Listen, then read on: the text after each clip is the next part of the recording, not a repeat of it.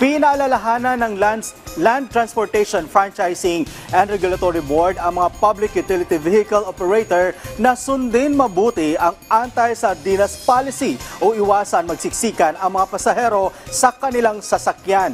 Ayon kay LTFRB Chairman Teofilo Guades III mismo, ang Pangulong Ferdinand Marcos Jr. ang nag-utos na gawing ligtas, komportable at kaaya-aya ang lahat ng pampublikong transportasyon sa bansa.